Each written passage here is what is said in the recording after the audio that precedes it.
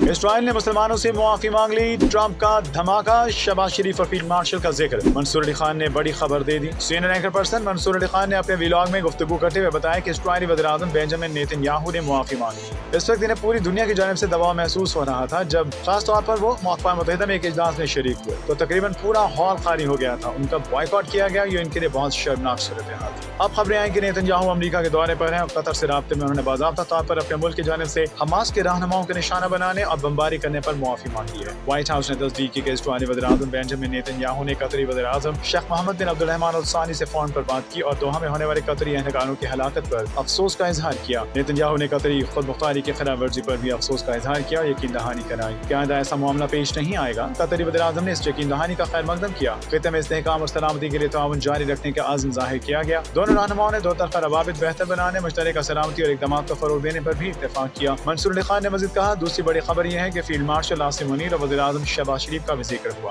Donald Trump اور اسرائیلی وزیر اعظم نے اپنی مشترکہ پریس کانفرنس میں کہا کہ مشرق وسطیٰ میں امن کے لیے تاریخی دن ہے اور خطے میں امن اور استحکام کے لیے کام کیا جائے گا۔ غزہ امن معاہدے کے بالکل قریب پہنچ چکا ہے۔ ڈونلڈ ٹرمپ نے کل رات کو اپنا 21 نکاتی ایجنڈا، جس میں فلسطین کے حوالے سے تجاویز بھی ہیں، باضابطہ طور پر متعارف کر دیا ہے۔ ٹرمپ نے کہا عرب اور مسلم رہنماؤں نے اس منصوبے کی حمایت کی ہے اور پاکستان اور فیلڈ مارشل عاصم منیر نے بھی امن معاہدے کی حمایت کی ہے۔ اور نے مزید کہا کہ ایران کے ساتھ بھی اس بارے میں بات چیت ہوئی اور امن معاہدہ تسلیم ہونے پر اسرائیلی وزیر اعظم کا شکر گزار۔